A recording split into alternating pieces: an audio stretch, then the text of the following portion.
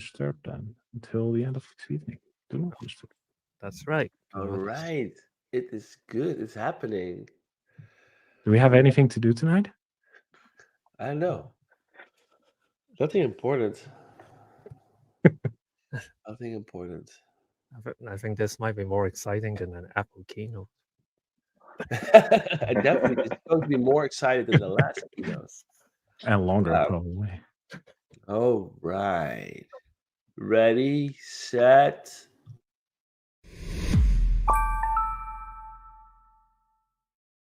Ha! Oh, beautiful. Hello. Okay.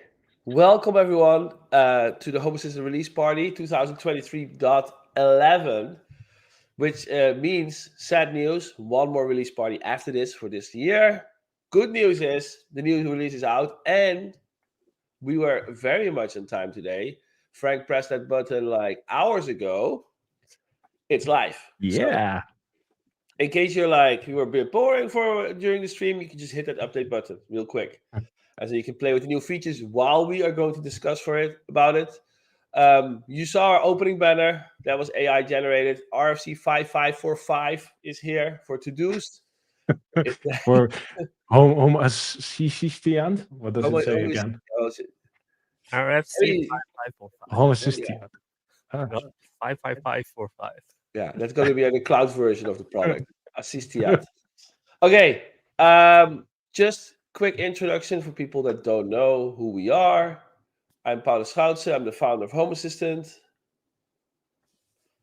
I'm Adelina, product and design lead at Home Assistant.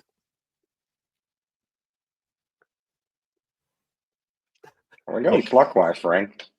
Oh, Oh. Z. Go ahead, Marcel. Hi, I'm Marcel. I mainly work on Matter within Home Assistant, but I'm also involved with, for example, you and other stuff that comes on my plate. Mainly, it's Matter. And also, Marcel's also my double ganger. Whenever I can make it to an event, we can always send Marcel. We got some discount at the hairdresser, right? Yeah. Oh, and hi, I'm Frank, and yeah, you mostly probably know me from writing those release notes today that we're going to discuss today. The release, yeah. All right. So we get started. It is a big release. It is. Right. It's a really. You know what is beautiful? It's like this was a really short release actually, because the last release was the 6th, I believe. And we're now at the 1st, so it was a short month, and then a week of beta. So effectively, it was like 18 days or something of active development, which is basically nothing. Which is like, well, and then looking at the list that's there, lots of contributions, so that's good. But it's amazing. It's just a lot. It is. All right, so Marcel's also going to come today. He's going to talk a bit about Matter. We're planning a bigger Matter update, but before we're going to talk about that on our blog, we first have to send Marcel to Geneva because there's the Matter member meeting is next week. Marcel? Yeah, the week after, from the 11th. Yeah. We're going to try to figure out the answers to all our questions so we can get you guys the best update out there. But we're also, Matter 1.2 got released, lots of questions about it. So we thought definitely bring in Marcel. All right. Let's get the party started. Yeah. Ooh. Oh, that's my screen. Hi. Oh. Oh, I had the right screen. Okay, that helps. Cue it. This is also. But this is also rehearsed every single time. After all these years. Anyways, hi. Welcome to the new release, the 2023.11, and as Paul said, the second to last. Is that how you say it in English? Release of the year? Second last. Second last, yeah. And ultimate. Right? Isn't it beautiful? By the way, thank you for the graphics there, Madalena. I like how the new logo is used everywhere. It's beautiful. The tree is still here. The tree is still here. Yes, definitely. It's everywhere, right? Yeah. Keep growing every month. There are some interesting icons on here, though, but we will discuss that later. Like we have the actual list with what they all mean, and probably most of them will be answered when we go through the list today. So I'm going to skip them.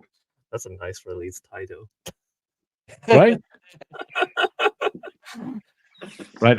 I'm not even sure who came up with it, but I added something similar already in the beta release notes, and I just left it like done. It fits the bill today. We'll find out why. Something you need to do. Yeah. Definitely. So, want to talk about like directly the first subject, Do it. the big one? Nice. Let me scroll down to it. It's just like we can watch yourself. That's nice. There's a lot to do. Yeah. Who wants to kick off and explain a bit what's to do here? I mean, the story of this really came as a surprise. Like we planned this like that this is gonna happen for a while because like we wanted to make sure that like everyone's like it's year of the voice, everyone using the voice assistant. Like shopping list is like one of the top things that people use, like besides like other things. And the whole time we're like well, we got shopping list support, but you know, usually people have more than one shopping list, right? They also like they can add things to to-do lists. So what should we do about it? And for a while we thought that we had to rebuild everything from scratch and everything, and then all of a sudden there's like amazing contributor comes along and swoops in and help us build this amazing feature. And that's Alan Porter, who's not here today, but I really thank him for like putting all this effort in. And Yeah. Woo! Look at that. So to quickly go back to the banner openings banner that Paula showed, the RFC 5545, which is actually the specification where this is built on, right? Yeah. And something to know from Alan in this case is that he worked with the RFC 5545 before, and we've seen Alan about a year ago, which was the December release of 2022, where he introduced the calendars, which is based on the same RFC. So yeah, this is the second time he like brings in a big feature. So yeah, definitely really thank you. cool. Yep. According to the Internet like Engineering Task Force, IFC 5545 is like the format for internet calendaring and scheduling. So it includes things like calendar, to-do lists, journals, like all sorts of stuff. Like, and by conforming to the standard, it allows us to like integrate with a lot of things that uses IFC 5545, which is amazing. All right, let's take a look. Right. Do you want me to scroll down, or you want to do like a showcase today, or how do you want to? You have an idea how we are going to approach this? Malini, want you show your screen with the to-do? I think you had like a little demo. Yeah. Demo. So Demos are the best. yes. yeah. So you know now you can Can see. you, Madalena, can you like do a little bit of the FBI CSI stuff and enhance your screen? Yeah. Oh, there you go. Awesome. So yeah, like this is like we use the same shopping list here, and now it says to-do list. And the reason is that we now have more than one list that is supported in Home Assistant. So your shopping list is migrated automatically in this release, and it is still there. Everything you have your shopping list is still here. It works just like the way like you used to. You can type any items, like if you want to get like cereal, type it in, and then it adds it in, and then you can also remove it from the list. And if you use assist, then you can say things like, you know, add these to my shopping.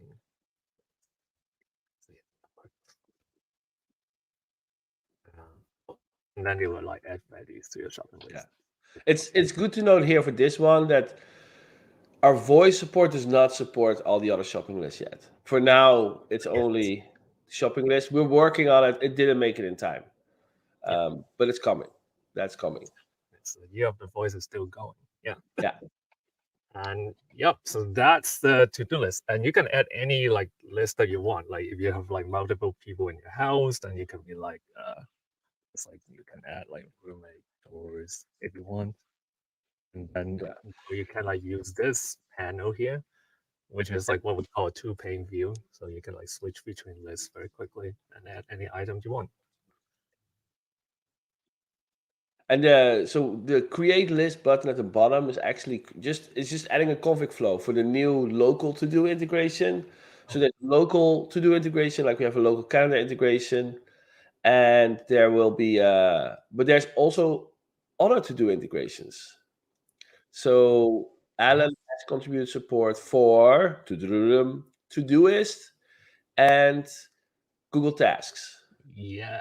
So yeah, if I go to my settings, let's see. I think I've already got Google Tasks set up somewhere. So yeah, Google Tasks is here. So it's set up very similar to how you would set up Google Calendar. You add your go to the Google Cloud Console, and then you have to get your API key and all that, and then you enter it into our application credentials, and then like it would like be linked to your Home Assistant. So yeah, how does that work? Let's see. So I have Google Tasks open on here, and let's see. Let me open Google Tasks. Actual Google Tasks on the side. So on the right, you got the actual Google Tasks from Google, and then on the left is the Home Assistant Google Tasks. Which one looks better? So if I add any item here, right? So what do you want to add to Google Tasks? Let's see. Do the Privacy.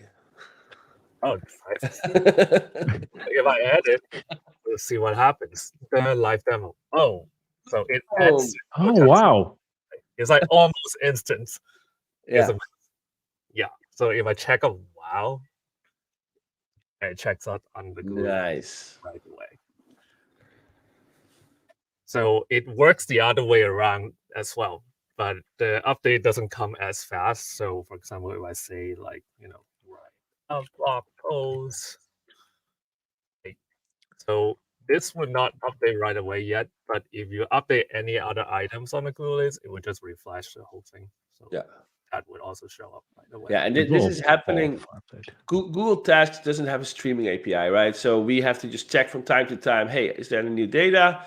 However, Google Tasks, whenever we make a change to Google Tasks, we send it to Google right away, and they will update their UI right away. And you can have like multiple task lists on Google Task too, right? So if I go to like a different task list here, and add like do the edges, it will also update right away at the same time. What I like, by the way, in this view you have right now is there's a little drop down in the top left now too, on the Home Assistant end, where you can switch between the tasks. So that's similar, but it is the two-pane view that then collapses into the top bar, right? Yeah, so like you have to, if like your screen is big enough, then it would show up on the left, and you can switch between them quickly, like this side by side. But if you're in a smaller screen, then it will become like a drop-down menu, which is like very standard for like material design and really handy if you use it on the phone. So I see a question. Somebody's asking, is there a service for to-dos? And the answer is yes. Yes. Of course. Of course. Can you show them? Yeah. Oops. Let's go to developer tools. Ta-da. So yeah, so we have to do One word. So we have 3 surfaces right now. Add a to-do list item, remove a to-do list item, or update a to-do list item. Yeah.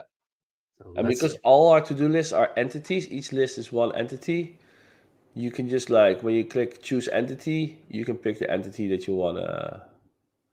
Oh, you're going to show it live? Nice. Well, let's do it live. Well, let's see how that works. So you have to choose the entity, which like say my shopping list. And then I can add the item name, which is like, what kind of things do you want to buy today? Beer.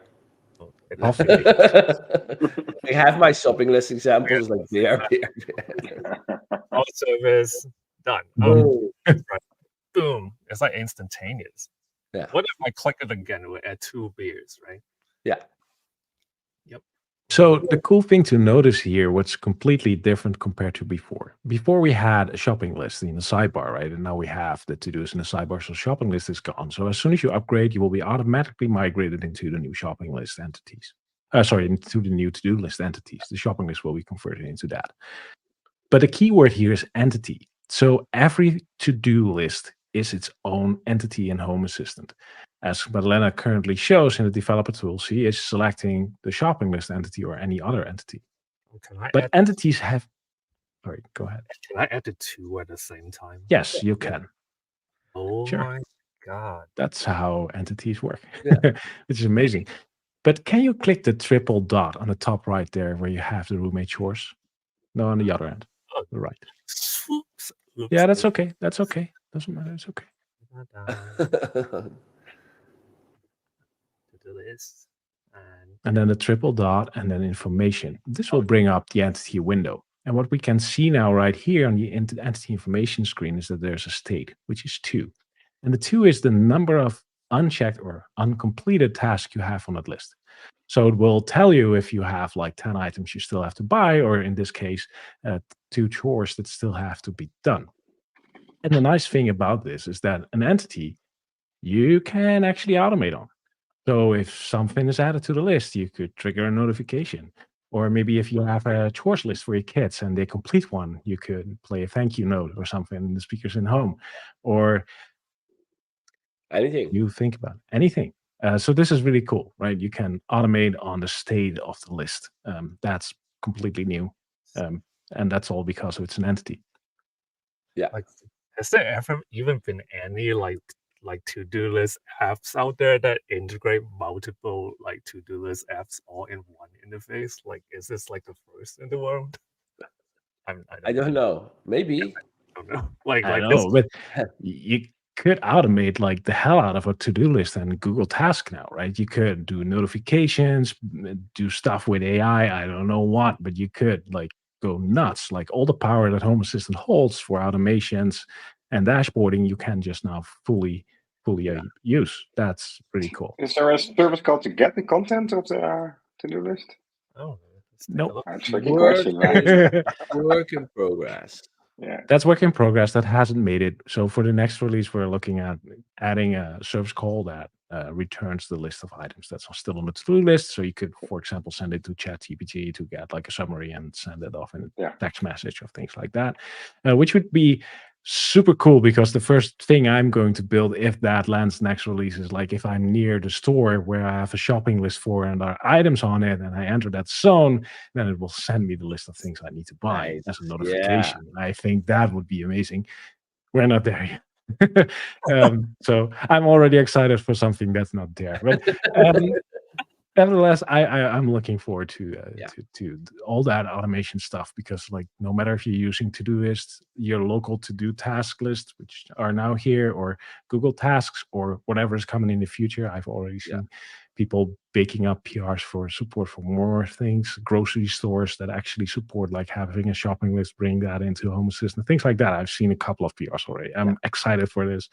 It looks really cool. So That's actually a good thing to note. When people say, "Oh, does it support this? Does it support that?" Like as always, we need an API, right? So if the vendor of your to-do app has an API accessible that Home Assistant can access, we can integrate it, right? Someone can integrate it. So somebody was saying, "I want Alexa's API." I don't know if they have a public API. If not, if so, it can be integrated. Yeah. Before you ask, Google Shopping does not have it. Yeah, this is and Google we Keep looked into also that. doesn't. Yeah. So, It's a separate thing. It's a in totally Google, separate right? product. Yeah. It's a bit of Google. You want to do it like that. Anyways, but so far, like having already this from the first get-go, I'm in awe. This is just amazing. Thank you, Alan, again. Let's try it. Let's try other services. So update to-do list. It works, right? Let's see. Yeah, So sure. milk, Rename to chocolate milk. Oh, Damn. Oh, dang. And By the way, then this these is. Oh, sorry. Yeah. Yeah, so these services are really cool. Like I've seen already some people being creative with it. So you could, for example, create a list for your smart home. I created one with my automation ideas, so I have a place to dump them. But I also seen people making battery notifications and put them on like their task list, Oh, right? Like this sensor has low battery and needs replacement, and automatically have an automation to set them on your to-do list. That's just that cool is stuff. cool. We should put it in a blueprint. Like that should be like that's a cool one. More Yeah. people need to start using blueprints. Yeah, just Duco. This is a PR that's actually open right now. We didn't make it for the release, but he has been integrating Picnic, which is a Dutch supermarket, delivery supermarket, and it will show your shopping cart, what you want to put in your next order, in Home Assistant. I'm a customer, so I'm looking forward to that one. That's going to be very cool. That's Yeah. amazing. Yeah. Like anything that's like a list, like technically you can integrate it. Like click up Movie watch list to Fine. watch. Oh, a sauna. would be nice if you like could pull in tracker the movies you still want to watch. Track Oh, TV, Yeah. track.tv and such. Yeah, that's cool. wow. Yeah. Yeah, Can somebody that's a build cool that? idea. I'm gonna. Wow, This I is would a great love- idea. we need like a flood of integrations for lists coming in. Like, Yeah. for instance. I just wanted. Bedar is asking how does it handle renaming duplicates? It will rename the first one. So currently select the first one, and then that's going to be updated. There is, once we have the service to allow you to list all the items, each item will have a unique ID, and you will also be able to use that.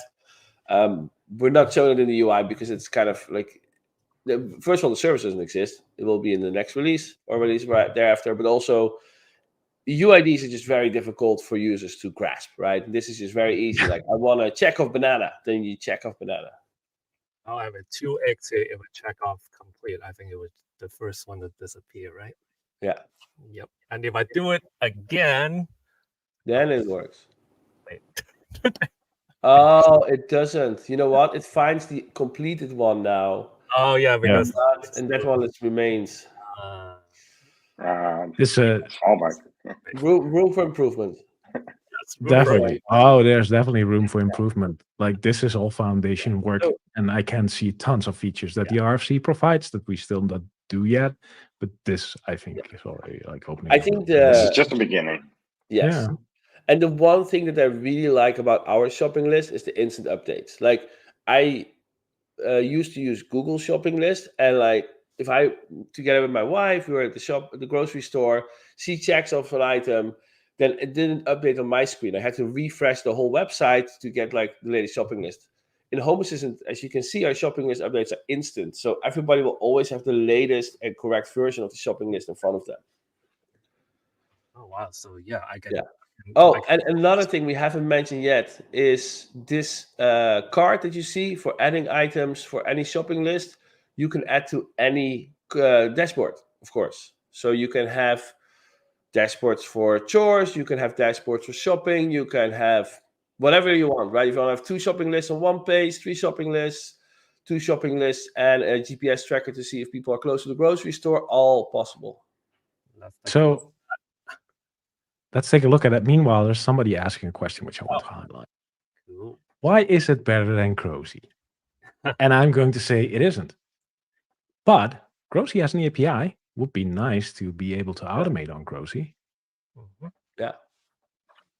Like we don't have to be better. We can integrate and make everything work together. That's what we do, right? And that's the beauty. It's not a replacement for. Maybe the built-in shopping list is like the base version, but on the other hand, it's integrating with existing lists. Yeah, I mean, like Home Assistant acts as the platform for like all the different lists to integrate into, and then that's how you can automate, and have the lists interact with each other, which is what Home Assistant is great for. Yeah. So yeah, like if you want to add this to the dashboard, like we used to have a shopping list card, right? So, shopping list card is not here now, but you can have the to-do list card, which now you can pick what list you want to show. So if I want to choose like Google Task List, you can now. So and save. And now I have 3 task lists. Nice. And if I change anything here, it updates Google Tasks right away on the other So side. cool. I know, this Cool. is amazing. Yeah.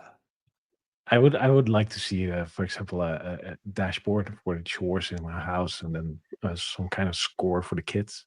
Oh, Oh yes. yeah. The chores, and then like have a dashboard with that, like the things they could pick up and the points they got and things like that. I think that And would then be fun. unblock YouTube when they finish them all. Well, yeah, well, I could, of course, but YouTube blocks everything automatically nowadays, apparently. But the ad blockers, but nevertheless, no, I think it would be like just you can make out of something fun out of it. I don't, yeah. Gooser 3000 asks, can I make a link? Yes, every page in Home Assistant, because we're a website. Websites are awesome. You can link to every page in Home Assistant. You can open it in new tabs. You can do whatever you want. So yeah. Wait, Not yet. It doesn't update the bar as it seems, Oh, but doesn't it Yeah. could. the room for Oh, improvement. Yeah. yes. We So should good write down question. these on the to-do list. These You can also just create a dashboard page now, right? So you can also just do that. And yes, that's Yeah, a link to temporary it. workaround. Yeah. We should update the URL in the bar if you select something in the 2-pane view, which is also new, by the way. So Yeah. It's totally new design. And we are not just applying to do, we're actually applying it to a few other places too. yeah. You want to show that, by the way? Now you're on that subject anyway. So yeah, if you want to like have the direct link, that's one way to do it. Yeah. C. Yeah, another place that we had a 2-pane view is to-do list, and there's calendar. So once again, it's kind of a standard layout that you can see in like any modern calendar and email clients. And there's a whole list of all the different calendars that I have right here, which is a lot, and you can toggle them. Very useful. And you can also have you can create local calendar right away. Yeah. This view as well now, which is something that we didn't have before. What happens? One of the things actually I like about the calendar integration in general is that if me and my wife, we have like a household calendar, we can add it to a Home Assistant, and now we can add events that I want, everybody to see, like just add it to the Google Calendar, because like we look at our calendars, way more often than we look at the Home Assistant dashboard. So instead of notification, it's kind of like a soft notification of like, this is like, when this happened, or this is when the doorbell rang, or whatever. It's really nice. Yeah, this thanks to Google Calendar too, right? I actually Yeah. have this set up here, so let's see if that actually works. I haven't done this test before, so we have to see. If I add it to the Gmail live stream time. You're gonna show your personal calendar on the live stream? I disable everything. 10 o'clock. Okay. An event. Yeah. Okay, so now it should it shows that right here on today. And okay. boom, it's there. Is it? Oh yeah, it's already appeared. Yes. Oh Instant. wow! It's like you can use Home Assistant operating system as your calendar app. Yeah. I guess. Now, I mean, not to go too deep into calendaring, because we have a huge release that we actually need to talk about. But Bart is asking, can I import iCal files? And we have an iCal integration. So yes. Yeah, it works. It works with Works the pretty URL. well. Yeah. It works pretty well. The astronomy calendar I have right here is an iCal file. It shows like when the full moon is and when you. Oh yeah, there you go. So yeah. Like I have a Chinese lunar calendar here. And, yeah. All right. Shall we go back to the release notes, or is there anything else for tasks that we should look at? Frank, I cannot hear you. I'm sorry, we didn't make a list, so I don't know. Oh, we can go back to the release notes and see if we missed something. Okay. I'm pretty sure we covered it though. Yeah. So there's a lot to do. It's all written down in the release notes as well. Frank, change. This is sidebars, like showing some empty space. There we go. Yeah, Fixed. that's better. And now we can change the screen size a bit so I get a little bit more height. Here we go. Pretty. Magic. All right. So, Alan, thank you. Shopping list on our to-dos. We mentioned that. And we also talked about the to-do list card. By the way, one last thing I want to say. So Yeah. if you don't have a to-do integration or a calendar integration set up, the panel will not show. So the panel will not be in your sidebar unless you use it. If you've onboarded a recent Home Assistant, if you're a new Home Assistant user, we've added the shopping list automatically. If you're an existing longer time Home Assistant user, you will have to go to add integration, type in shopping list, the to-do panel will appear. Instead of shopping list, you can also add the local to-do, by the way. Those are the to-do or Todoist or Google Tasks. So if you add any integration that does anything with to-do lists, then the panel will pop up. Yes. And the same for calendar, by the way. If you add some kind of calendar via the devices and services panel, then it will pop up. One remark on the to-do list card. I'm not sure if we mentioned it, but the shopping list card is gone. It was renamed. So this is the old shopping list card, but it added a list to where you can select which to-do list you want to show on the card. That's the difference. All right. What else? Integrations providing Todoist and Google Task, what we mentioned. Yes. Bum, bum, bum. Boom. That's Cool. to-do. You guys think? Is it good? If you like to-do lists, please like and subscribe to our channel, you know. Oh, that's a good segue. Hit the like button. Repost on X or like or on Facebook. You know, text your friend group. Whoa, this is so cool. Yeah. So, yeah. And if you cannot do it now, put it on your to-do list. Oh yeah, there you go. Yeah, before we go into the next cool thing, should we just show like the Halloween video that we shared on social media? Oh yes. Cool. Oh yes. Do you have it uploaded?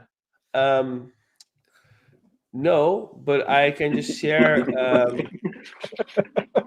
This we are is so live good in prepping television. this stuff. Is this too ghetto? Is this how? This is kind of ghetto streaming. It works. Okay, Fine. good. Okay, Al. Turn off the office lights. Turned off lights. Okay, Al. Turn on the office lights. Sorry, J-Lo, I'm afraid I can't do that.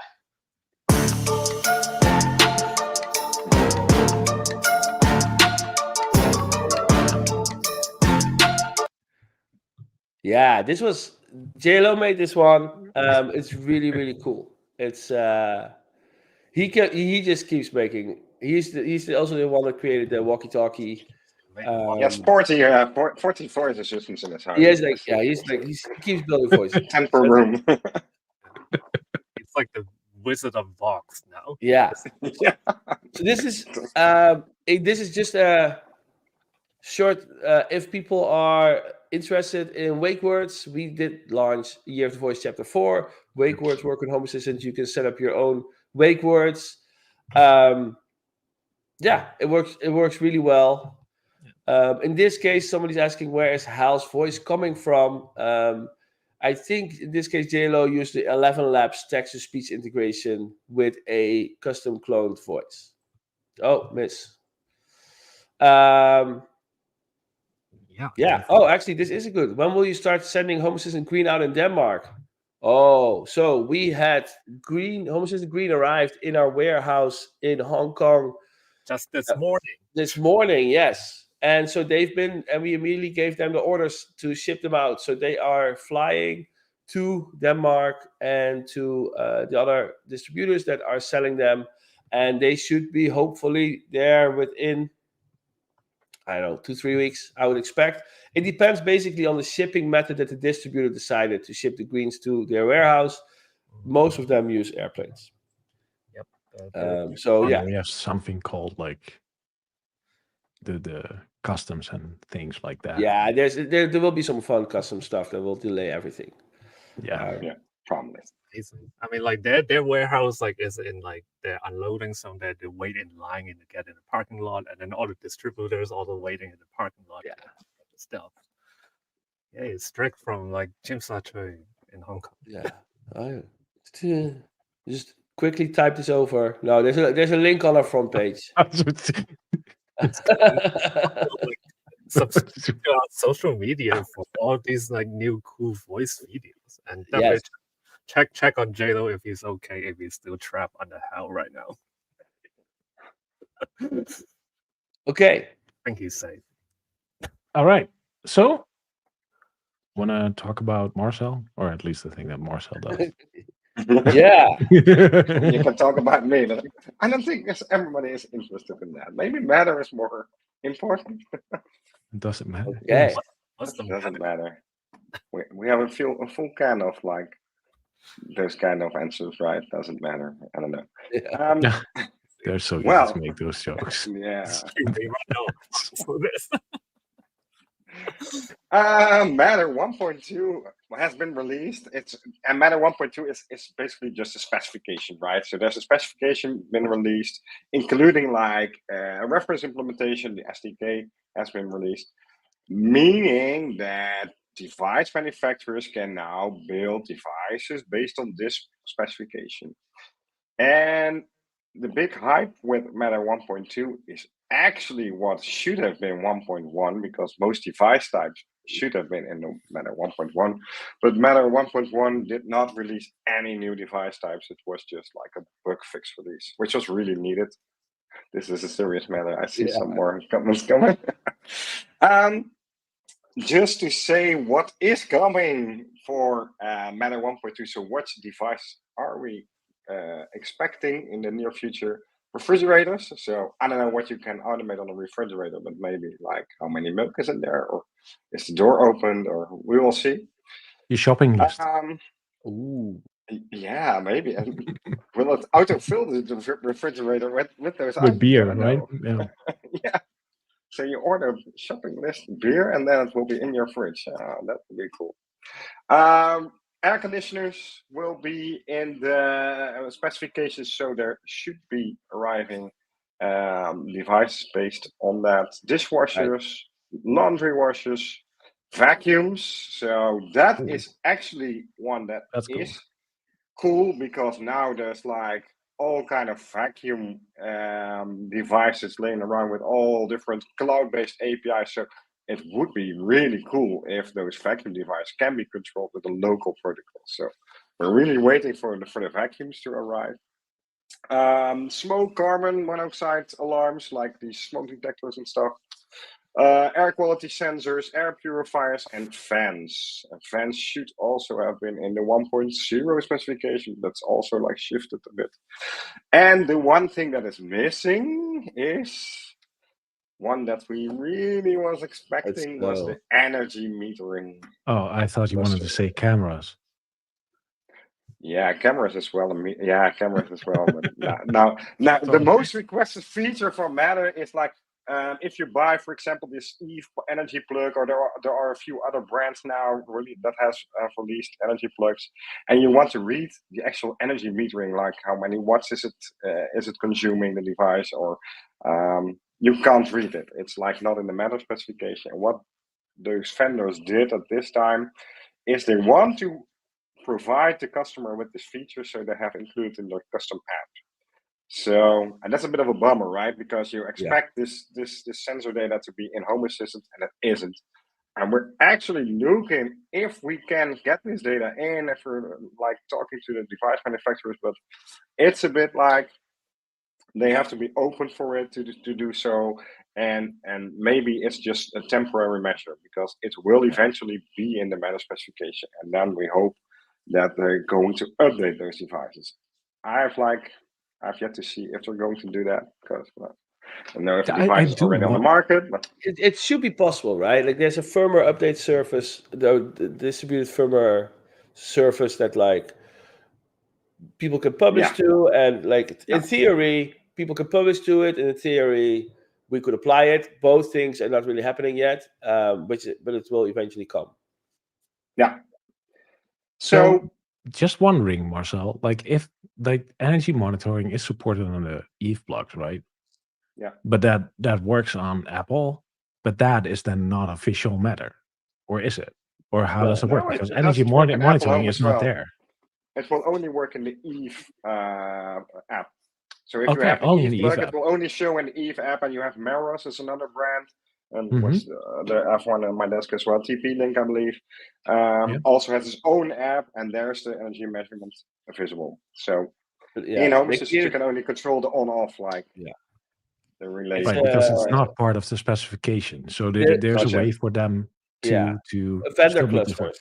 Yeah, it's called Right. vendor clusters. So it's Matter has a way, as an official way to distribute unofficial data, Yeah. and this is what they use for that, right? So basically, we can. So it depends a bit on like how we connect to it. Like some you could hide it from us. I don't think they do. It's just that right now we don't know yet how to decode and read that information. Correct. Right. Yeah. Everybody sees this, and this actually, some people are like a bit negative about this vendor-specific cluster, but I actually think it's better because we all learned from Zigbee and Z-Wave, where vendors Mhm. were like creative, going with the command classes in Z-Wave or clusters in Zigbee, and now they introduced an official way to do customer vendor-specific Right. work.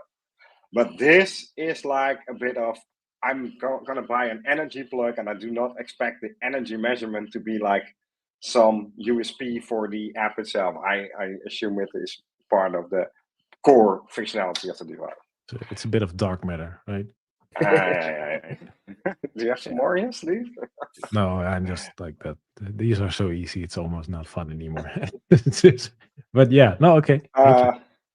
So we updated to the 1.2 specification, which is the SDK, which has also been released, which is basically a bit of thin air for you as a user now, because you can't actually buy a refrigerator or an air conditioning with Matter, but we're like prepared for the future. And the 1.2 also includes a few like fixes, because the code keeps improving and there are bug fixes. So Yeah. that will actually help. And at the same time, we improved our code a bit with subscription logic and stuff. So this 1.2 update is not a very large update or something, but it's another step closer to Yeah. maturing Matter. At the same time, Polis said we're going to do a blog post soon where we're going to explain current state of Matter, because we know there's a lot of confusion about Matter and Thread and how the two are related, how it works with Home Assistant, what you can expect from us. I saw a few questions about when is Matter going to be out of beta.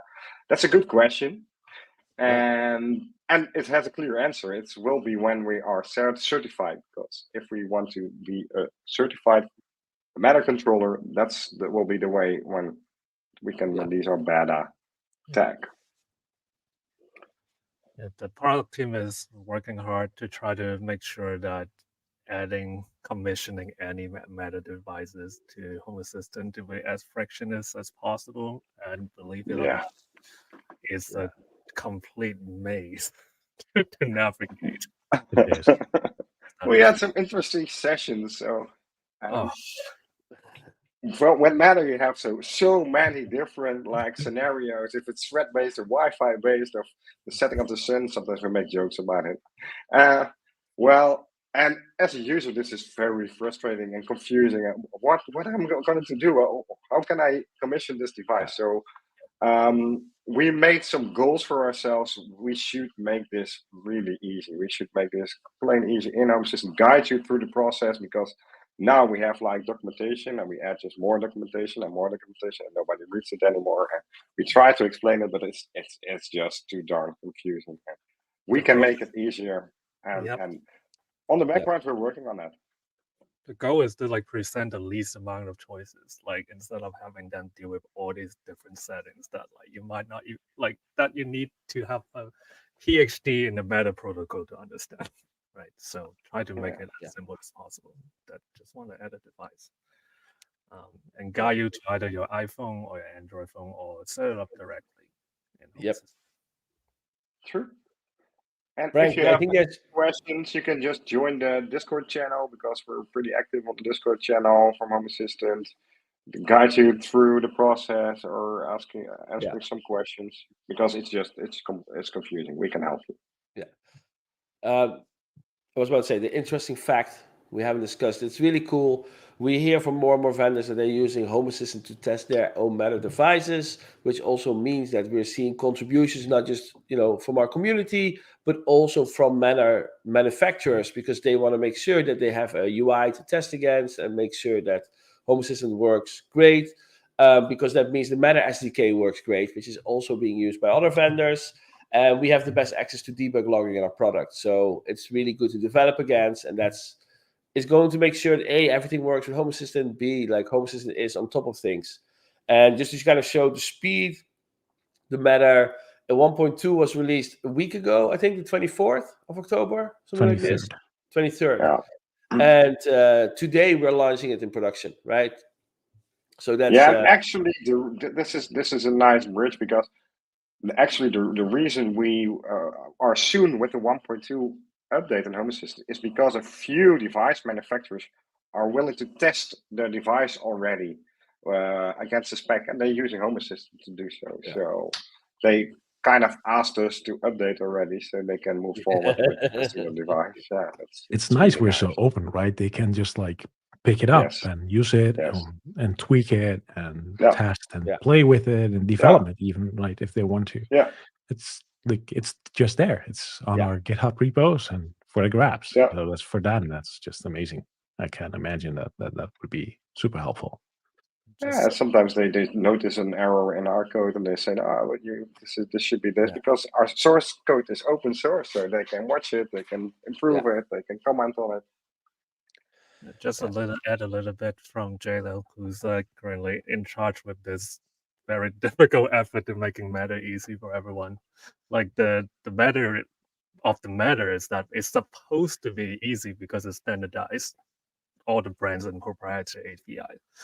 But the problem really is that commissioning is like all the addition transfer protocols that come in play, like Bluetooth and everything, need to be explained, and also it's very hard to understand. So that's the challenge, like of our implementation right now. Yeah. And I'm the skeptical one, by the way. This don't get me wrong. I'm not the believer. They all know right here as well. Like Marcel's already laughing, but that's what they said about Zigbee 2 and Z-Wave and like let's introduce another protocol. I hope I'm not. I hope like my skepticism is not going to be like the truth. I hope it will really be something that will work. But yeah, I'm looking forward to see this work. Yeah, but it I will think take the main many difference, years as well, right? But yes, it will take many years, but you have like a full marketing power of all those big companies behind it. And I think the big difference, sometimes you hear the question, should I transfer my Zigbee network to Matter? And I say, no, you shouldn't, because that works stable, that works really well.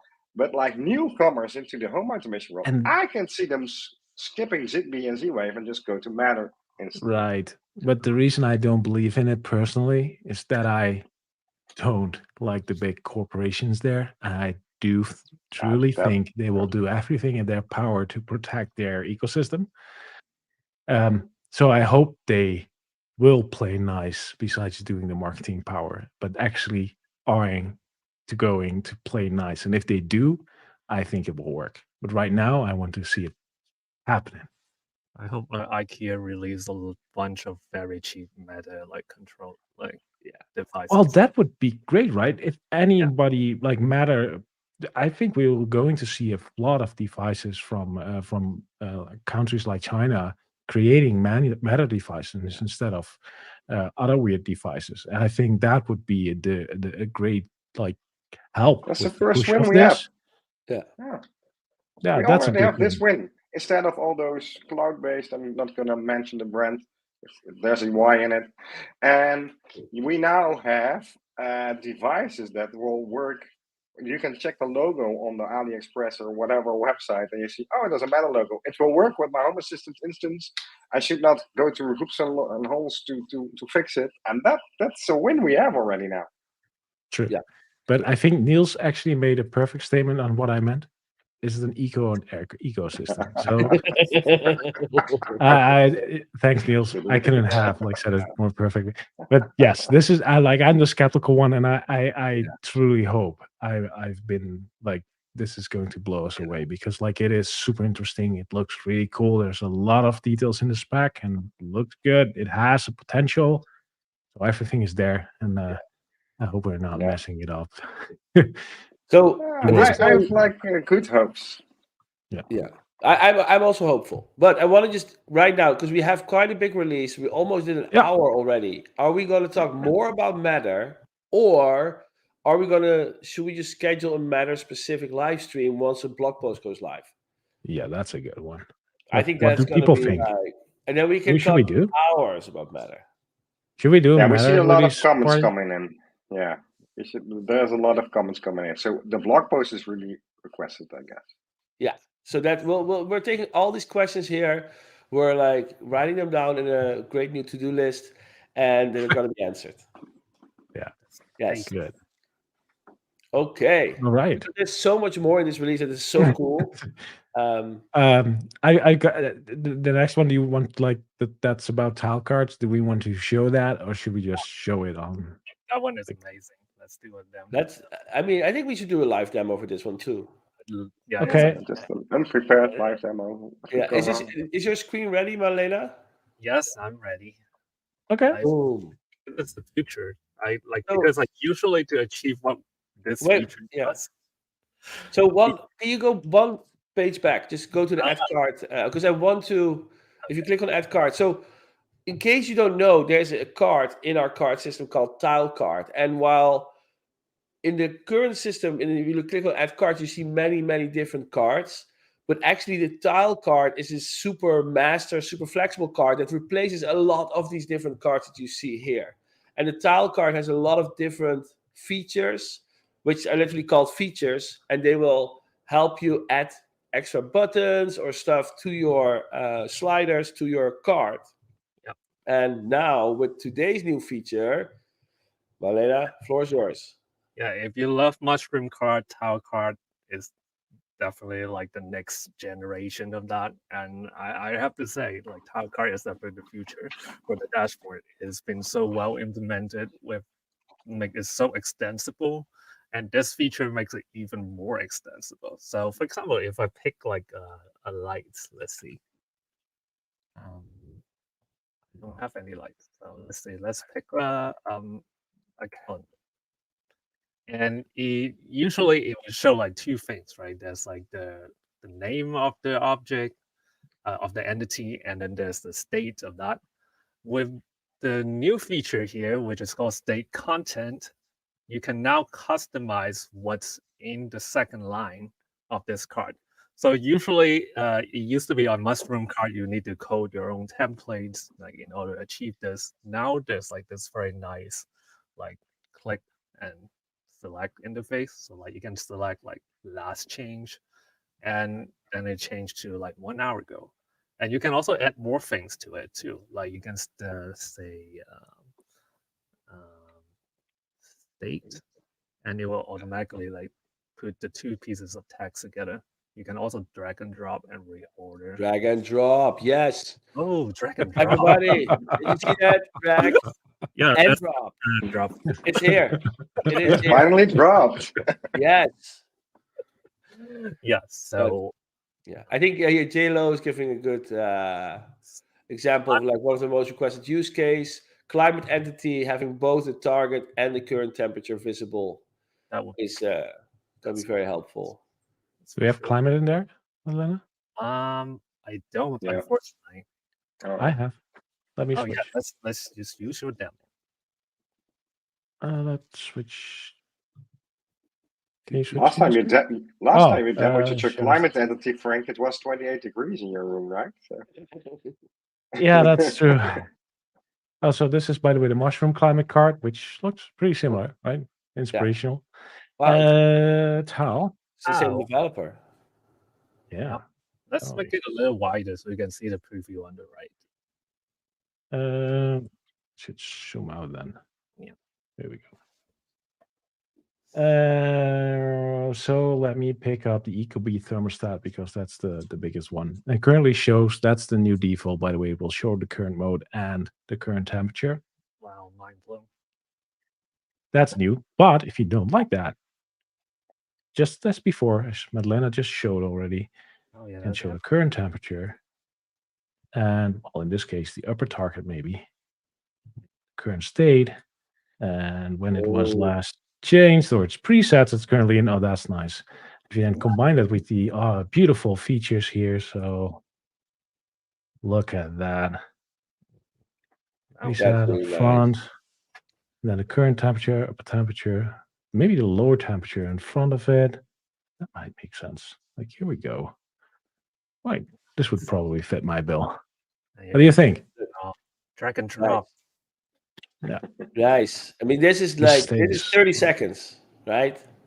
Yeah, 30 that's seconds it. you can tile card into a beautiful card. You don't need to figure out templates, anything like that.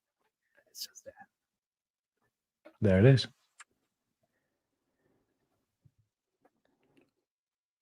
is Beautiful. awesome. This is really awesome. So thank you, Thank you, Mr. Paul. Yeah. Amazing. We're building this. Yes. Really nice. That's I want to just kind of like, I saw this question in between, how much does the Home Assistant cloud subscription help make all of this happen? Everything, like every person you see on the screen right now is being paid full time from Home Assistant cloud subscriptions. Paul, the Yeah. creator of Mushroom Card, who also works for Nabukasa, is being paid from Home Assistant cloud subscriptions. He built the tile card. JLo, that we highlighted earlier, who is working on voice and on Matter stuff, is being paid from the Home Assistant cloud subscription. So a lot of stuff is happening with the money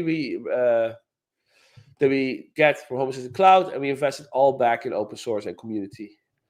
So yeah, a lot. So if you want to help our work, definitely sign up to Home Assistant Cloud.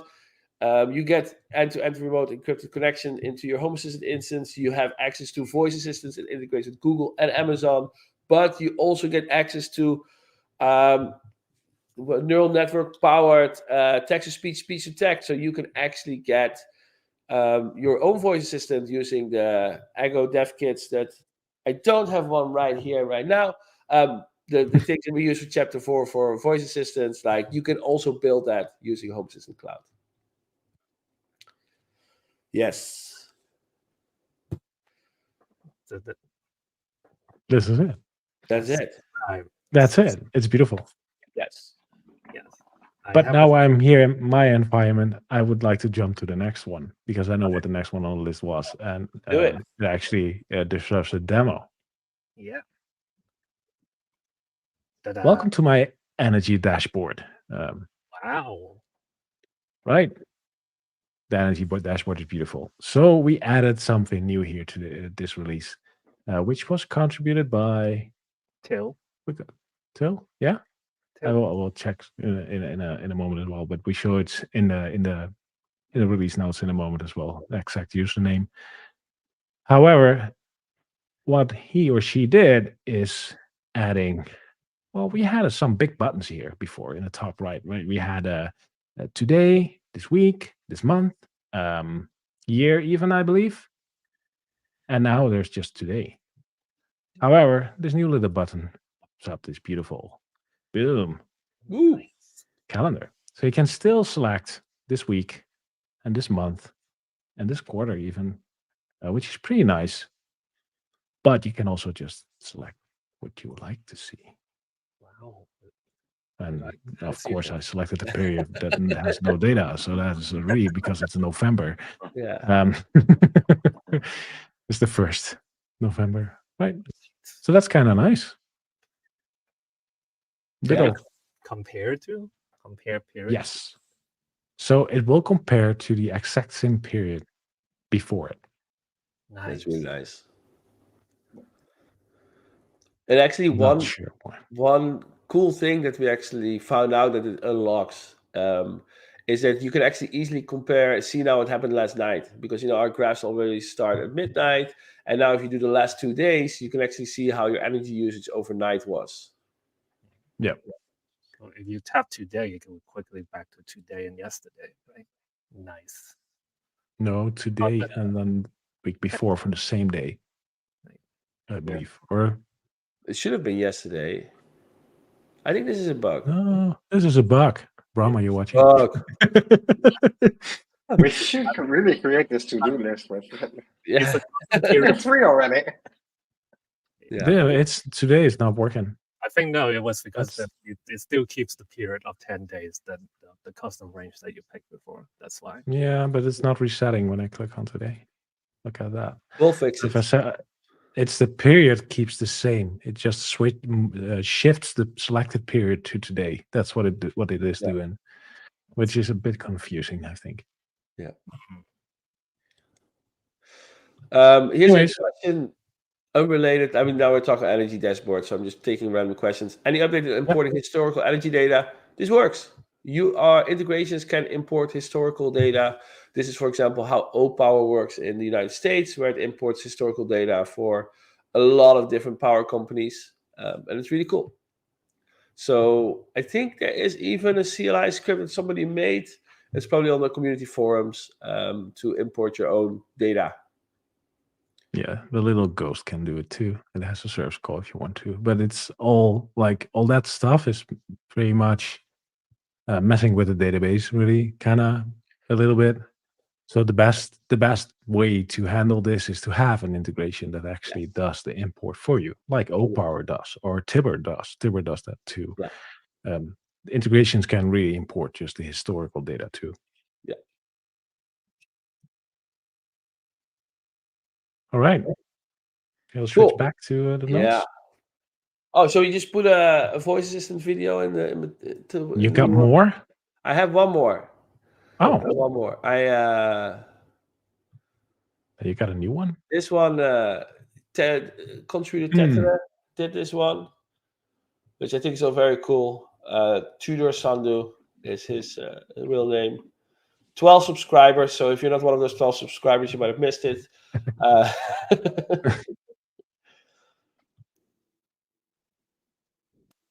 Turn on the office overhead light. Turned on light.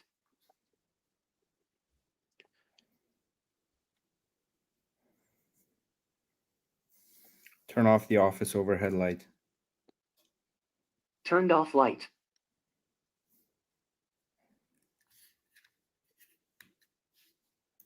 Nice. So this is a Google Mini. Okay, Nabu. Turn on the office overhead light. Turned on light. This is a modified one. Okay. Yes, so this is a upgraded one. He uses the OnU voice. That's a replacement PCB on an ESP32S3 to upgrade a Google Home Mini. Right. Off the office overhead light. It links ESP Home is controlling all the LEDs. The toggle for microphone is actually turning wake word on and off. That's what you saw him do halfway during the video. And so, yes, this was Home Assistant. So it's basically just like the Google Nest Mini shell with Yes. an ESP Yes. in it. You take Awesome. the PCB of Google, throw that out, put in this new PCB. Throw it out Yeah. for real. Not a bad Yes. idea at times. For So privacy. the PCBs can be ordered online. There's these PCB manufacturing services in China that you can order. I think you have to order 10 pieces at the same time or something. So best group up if you want to do this. The ESP Home configuration is public, of course. I think that I shared it. I will definitely. I'll put it in the newsletter. We'll see also how we can get this out to more people so they know about it. But this is really cool, right? Like if you have old Nest Minis laying around, and those, then you can start using it with the You system. get them for free with everything, right? And then you just take the Back in the guts out day. and put such a board in. That's kind In of a nice. Dutch supermarket, you get them from free. Yeah, they're like the Yeah. almost like this. Yeah, that's true. Yeah. Okay, the minimum is 5 boards if you want to order them from PCBWay. Oh, it's the man himself. And welcome to the chat, Tudor. Man himself. Yeah. Cool. So it's really cool. I think it's still not for everyone because you need to like open a device, like and install a PCB. But it is pretty accessible. Yeah. And it's just Can I cool to show do. you something else cool what just showed up? Because I think this is somebody that's just jumping in and doing nice stuff. Brian just implemented a local to-do list with a notification wherever he or his girlfriend enters the shopping zone with a direct link to the to-do list. Awesome stuff. Nice. Like we're an hour into the stream and people are already automating on it. That's amazing. Great. Make it a blueprint Okay, and now share.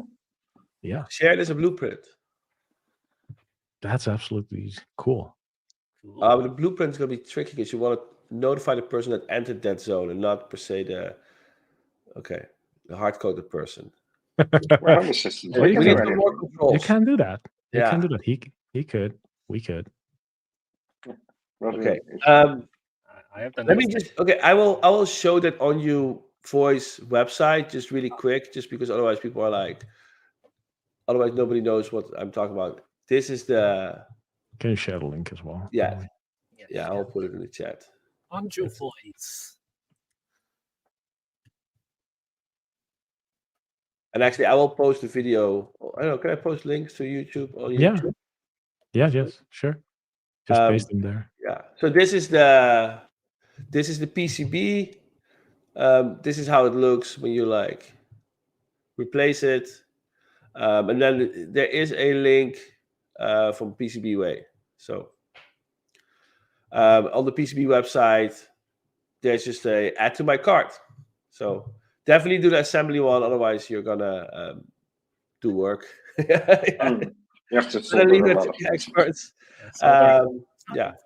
You need a So hot- I think that's just the last thing I want to show. The config for the device is right here, and then here's a sponsor link to like help this guy buy more gadgets and make cool voice assistants.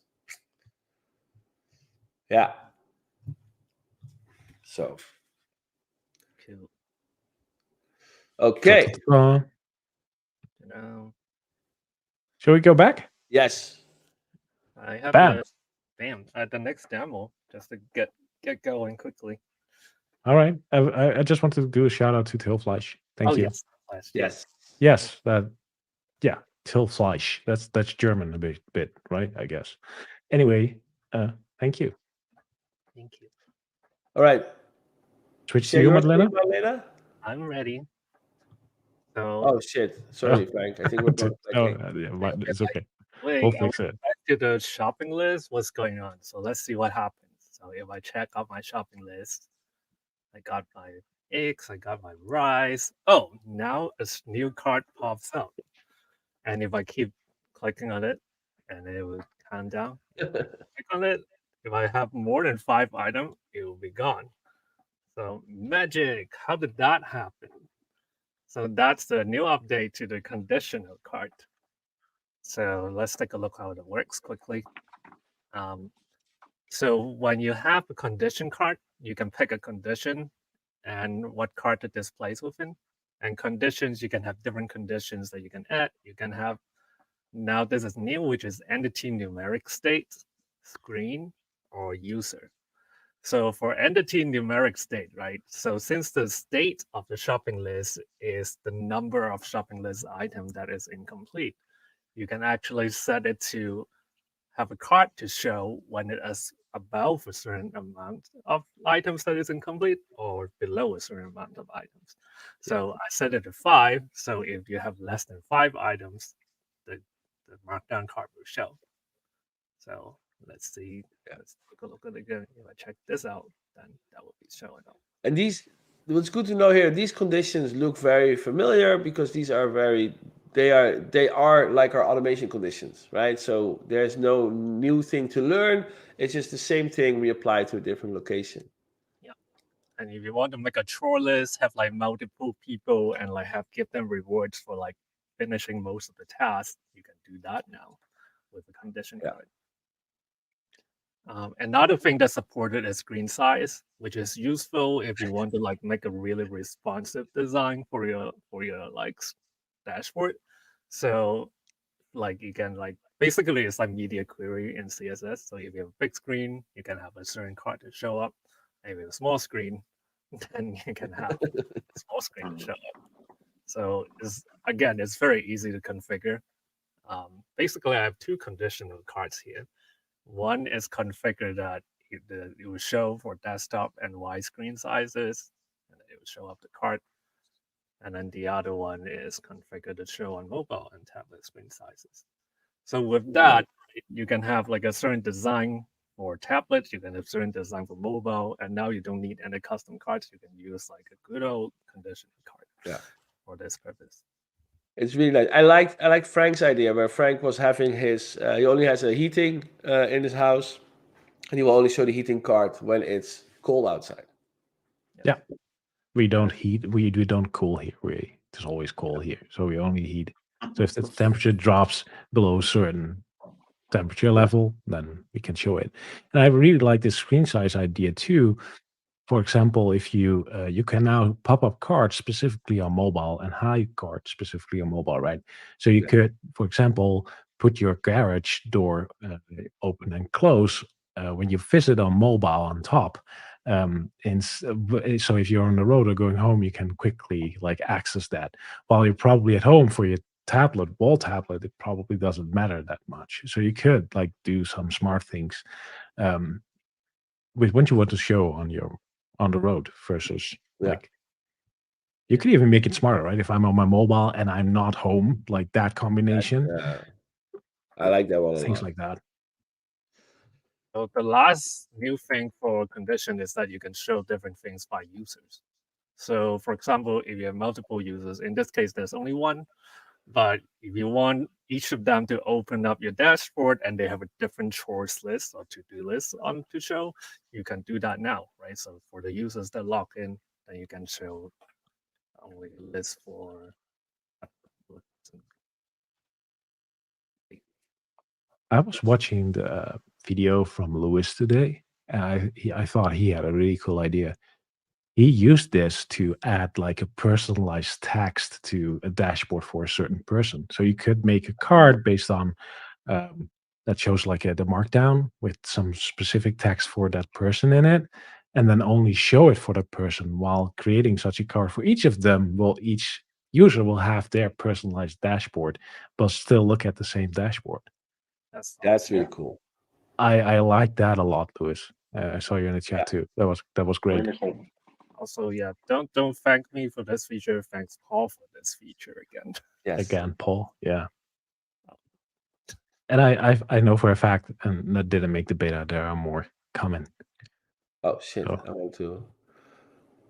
Somebody asked if the screen sizes can be defined, but we only using YAML. You can create your own custom screen sizes, but by default for the user, they can pick based on the material defined screen sizes. Thank you, Paul. Our hero. He is definitely cool stuff.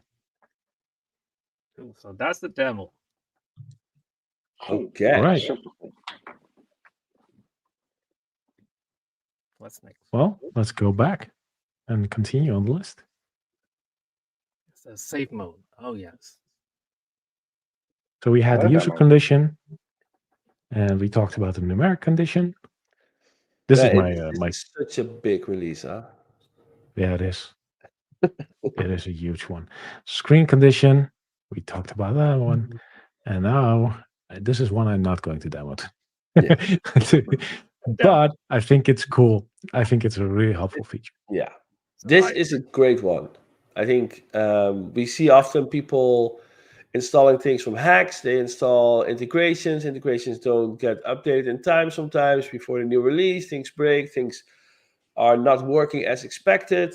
It's often difficult to pinpoint what is happening because Home Assistant does so many things in your house. There's so many different integrations. So safe mode will disable all custom integrations. So because we review every integration that goes into Home Assistant, they generally have a average higher quality, I would say, than the custom integration. So now you can go to if you go to System, or if you go on your settings screen, top right, there's a power button, press it. Besides Restart Home Assistant, Reload YAML, go to Advanced Options. You can now restart into safe mode. I can show that quickly if you want. Go ahead. All right. So And this is temporary, right? So when you restart, it will now Hex is loaded. Yeah, when you restart again afterwards, things will be back. So yeah, as you can see, like right now I have the ICS calendar plugged in, so it will show like the astronomy calendar that I have. So if I go to restart my Home Assistant, Settings. Oh, that works. Oh wait, but later, can you go through the settings screen just so people like? right way to do it. Yeah. Definitely. Restart Home Assistant, Yes. and then advanced options, and you can reboot in save mode. So let's see what happens. Then okay. You're going to do it actually. Wow. I'm doing it. Okay, so now I think This is a very good live demo. This is interesting. and then it will Do you all remember the good old like Windows times when you had like this crappy display resolution and save mode, and I don't know. now You have it it too old, I guess. It actually showed a dialogue quickly, but I guess I don't know why it skipped very quickly. But let's see. So yeah, everything will be orange, essentially. And then if you go look at Hex is actually nowhere to be found. The calendar that I had for astronomy calendar is not here. So like everything that's custom is like disabled.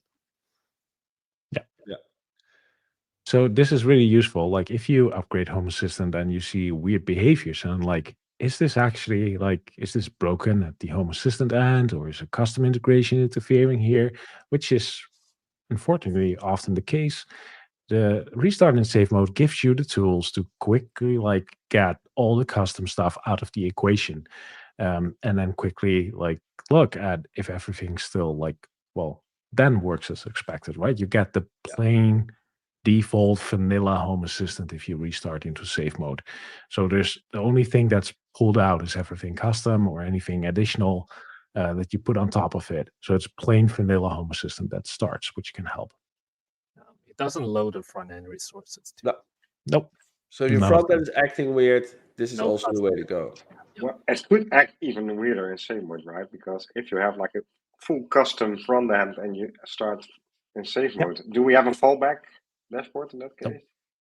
If Nope. the Well, front end doesn't load, the integration doesn't load of the front end, then like you go into save mode. I think. Yeah, recovery but mode. let's see. We have a user that has like a dashboard, all custom recovery mode. cards, Yeah. and then you run in save mode. You will have like an empty dashboard, maybe. Yeah, it will show the cards as an error message like this card wasn't right. found. Yeah. Okay. Yep. So if the custom card is on a place where the custom card should be going, it will be a placeholder telling you that like it doesn't work. So, And to get out of it, Madalena, yep, just restart. just restart and everything will be normal again after that. So it should, yeah. And then Yeah. And so you'll see the theme changing to the normal mode again. Then you know you're good.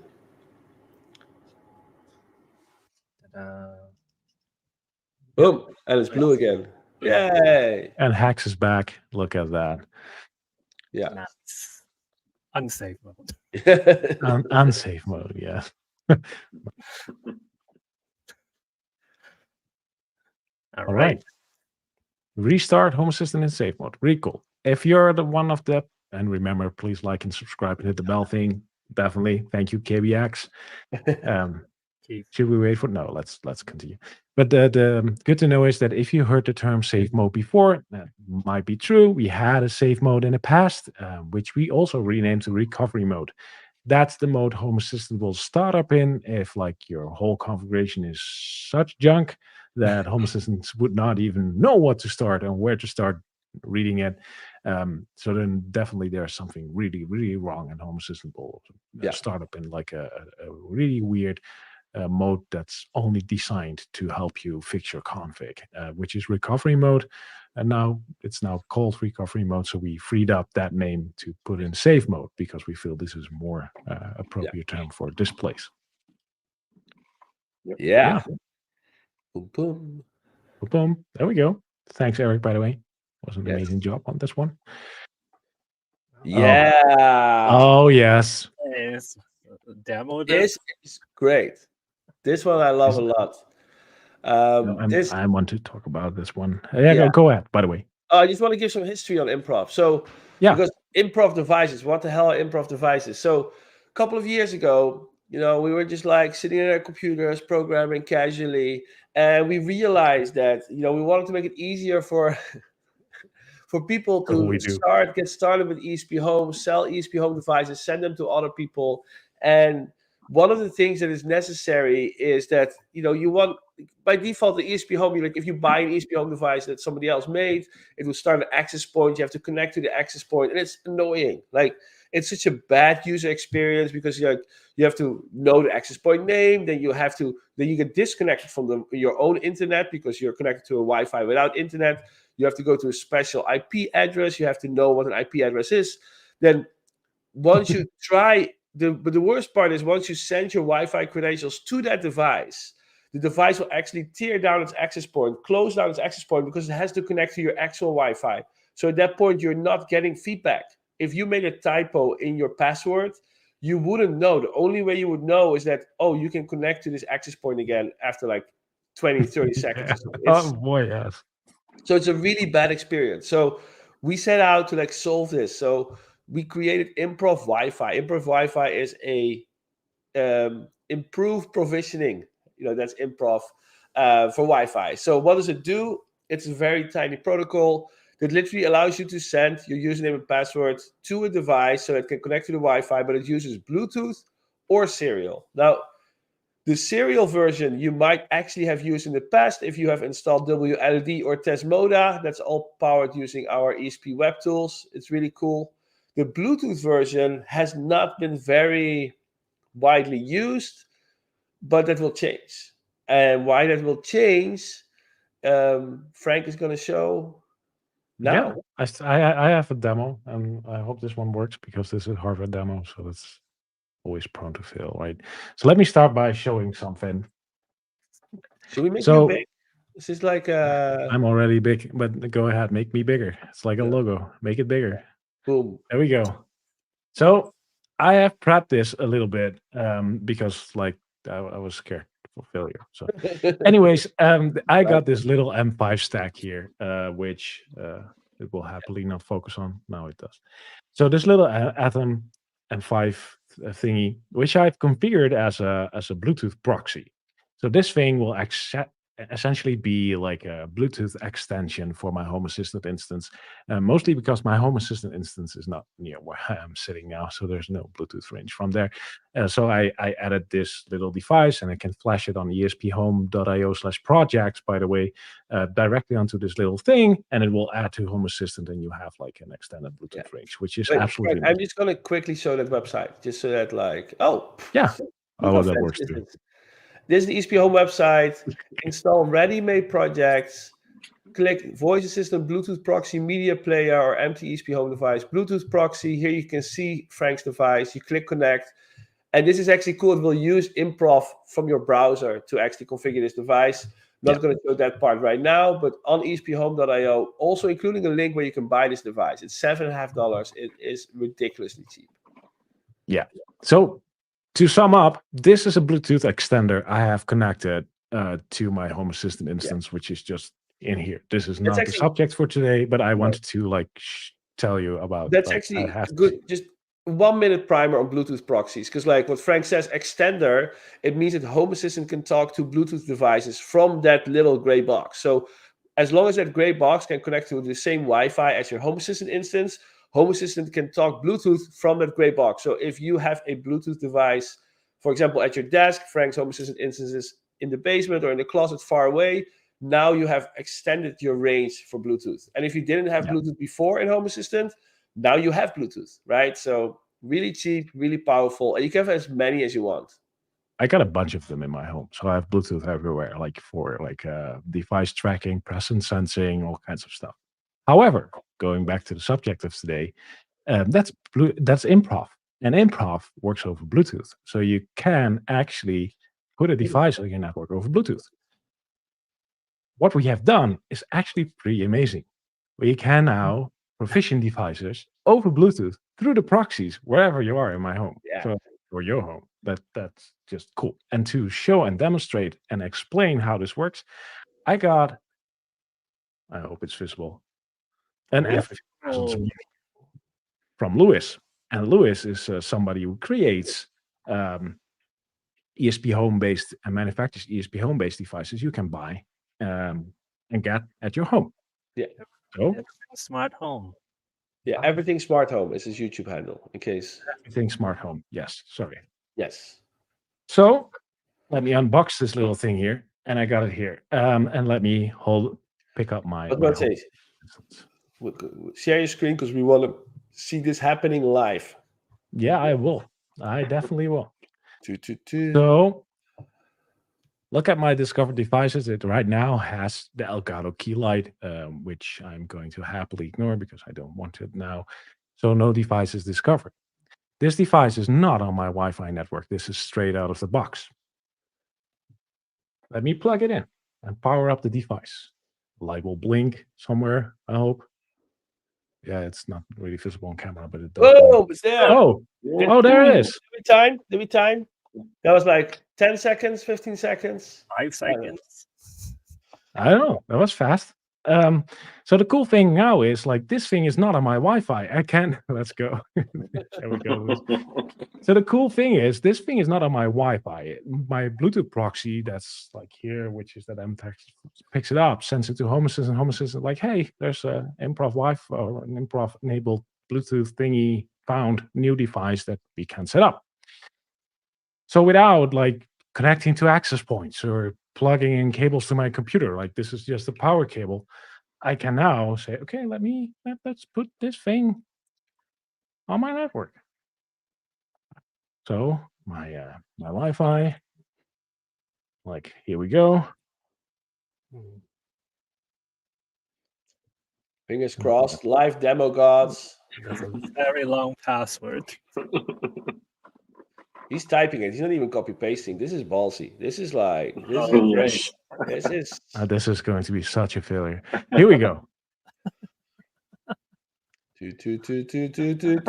Yeah. No typos. Well, otherwise, we blame it on Lewis. It's okay. Yeah, that's okay. Okay.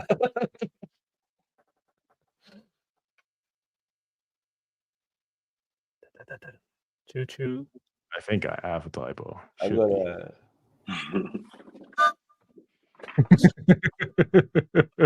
Shoot you. Who was saying that, Madalena? Yeah. No. But this is really good. Remember, I told you with the access point you didn't get error messages. Now you also have error messages. This is part of the demo, right? Yes. Yeah, because you wanted to show the error messages. Yeah, We already practiced this. Totally intentional.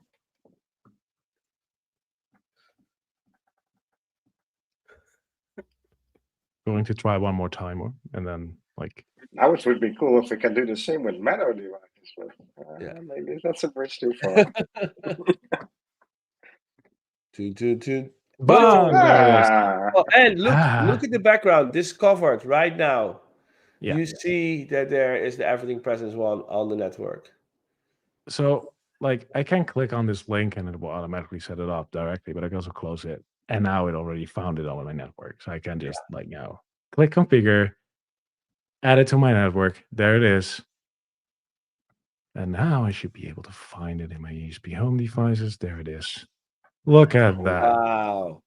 And I haven't like done anything with access points, Bluetooth access in browsers or whatnot, like serial ports that need to be working with drivers or whatnot. It's just plug it into power and it will be picked up, which is absolutely stunning. So if Improv is fully like open source and open standard, pick it up, use it, no matter how big or small you are, like even if you're like a little DIY project builder or making PCBs for voice assistants or Bluetooth proxies, or if you're like a mega corporation, feel free to use it. It's there for the grab and it's free to use.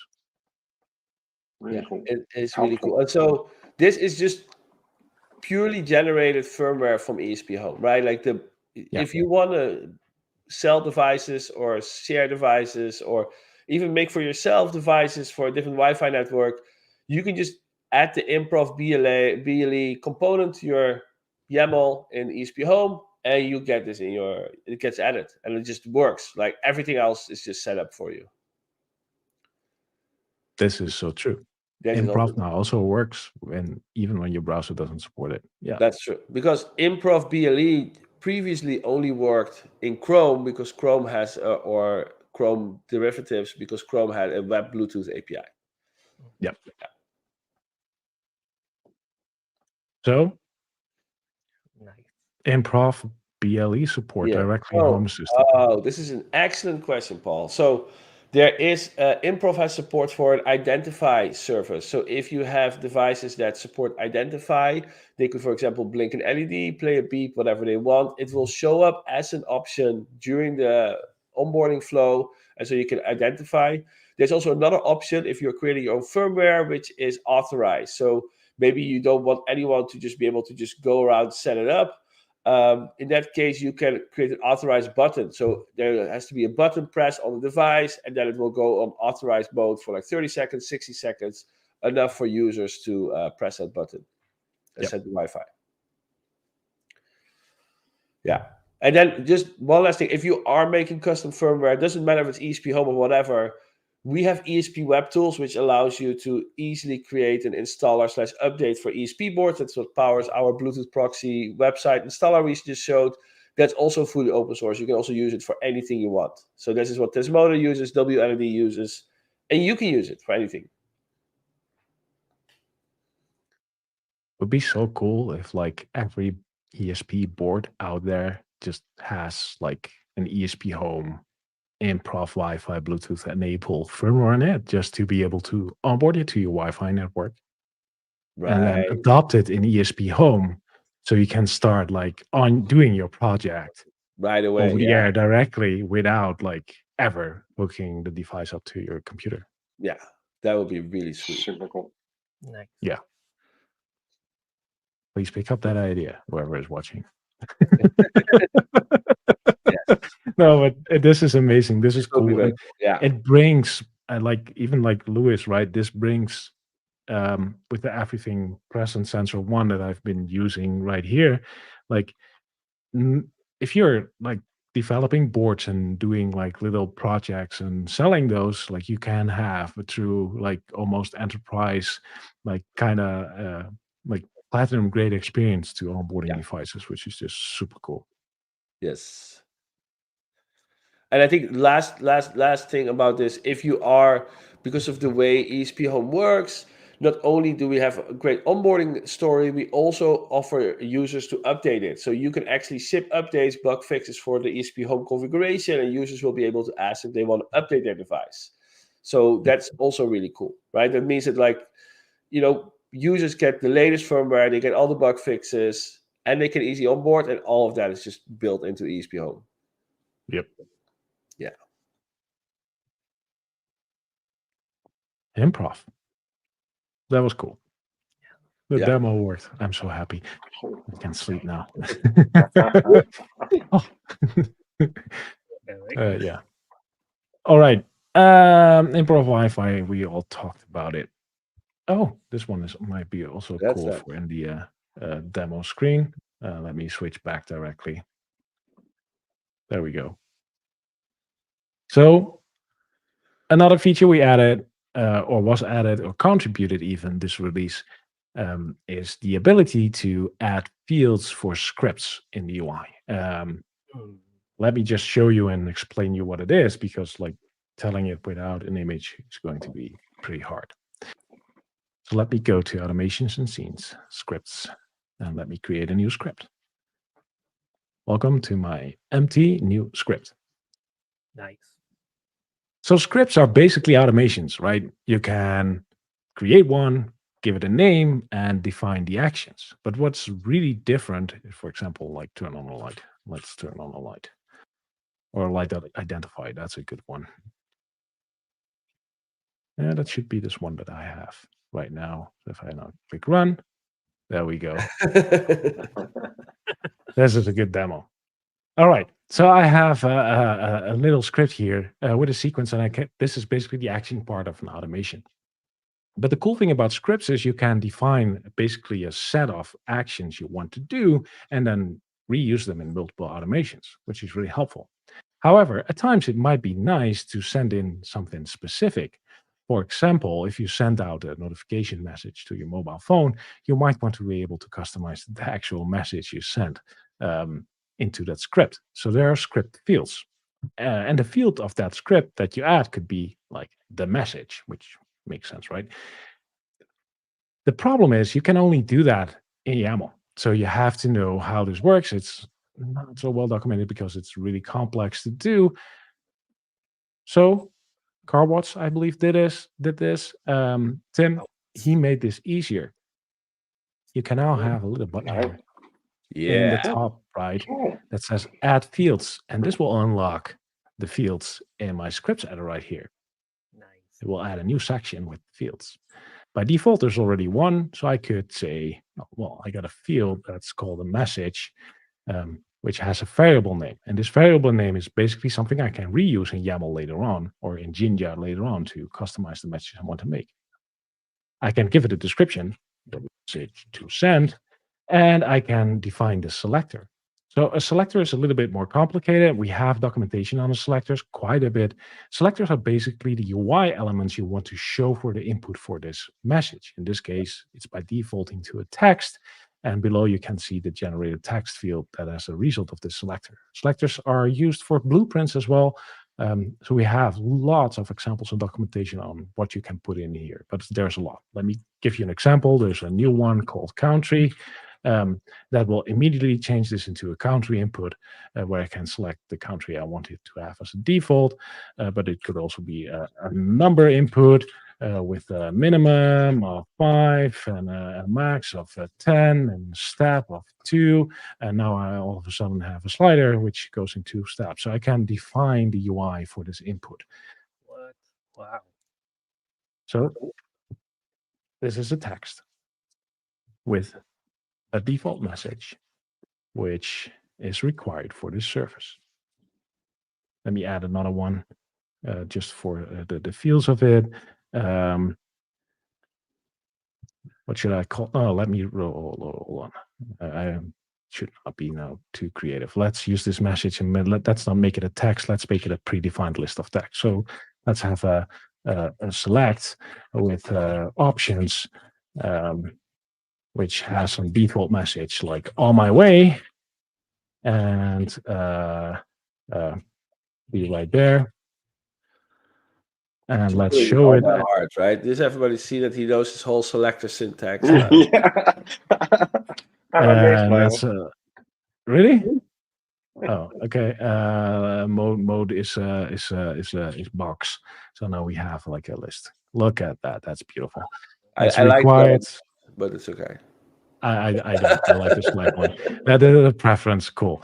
Let's call this a test script for the demo. So here we go. Save it. There's malformed. Why is it malformed? List or drop down? Right. It should be drop down. Drop down, not box. I'm confused with. That's better. There we go. It's saved. So now I have this. Oh, didn't I save it? Now we have this. I have this little test thing, right? And this script now became a service. So if I just look for script, there's my test script. And there it is. There's the message. Nice. And I could now create like my automation with which has an action that calls the service, does the script, calls my test script, which maybe sends a message or not. And that sends out the right message that I select. Heck and yeah. I can basically build functional things that I really want. And there's now a UI for it, which all of this was already possible. It's now just in the UI, which makes it so much cleaner and easier to use. Yeah. I think a lot of people do not know about those fields. No, That's fields a bit is of really hidden gem. advanced, actually. Yeah. This would be nice. So the thing that we still don't like is this part, the selector part, which is a little bit more complicated because there are many options in there, right? Like you have already seen the modes and the options and whatnot. There's actually work being done. I've already seen a contribution to add a select selector, which is basically what you can put into place here. So you can actually type really like configure your selector as well from the UI. Yeah. We're not there yet. Maybe next release, maybe beginning of next year, but at least I've seen progress on it. Yeah. That would be amazing. That'd be. But yeah, still, this is beautiful already. This helps a lot. How do you reference the variables used in the script value? I think this is a good question. Yeah. So in this case, it's the message. I can show a little demo to do that. Let me get on the right screen. So let's say I send call You can do it. service. Yeah. Sorry. Device action for your mobile phone. I don't know if you have your. I don't know. Can we do that? No, this will work too.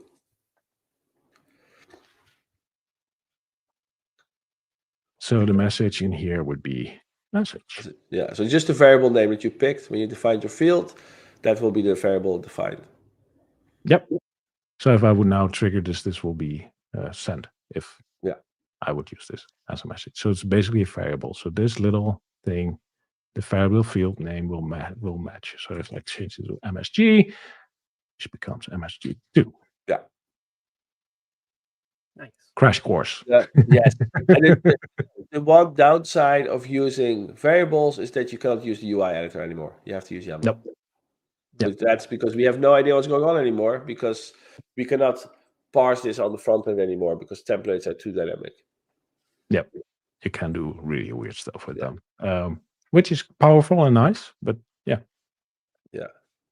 Maybe in the future we can do something like select a variable, just a single one. Maybe message might even work in the UI editor. Can you turn on the UI editor? It's going to shout at you. No, but I see the screen 2 times, which is really annoying. No, it's shouting at me. No. But basically, I think we could like a simple single field.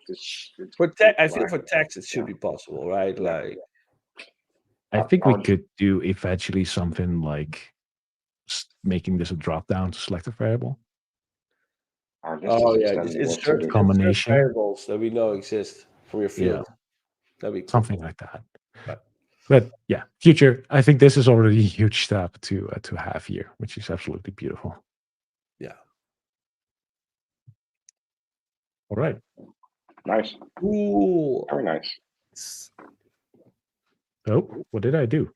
You closed your browser share screen thingy. There again. Here we go. That's all. Well, not really. We do have. Wait, can we do intermezzo just before we go to other noteworthy changes?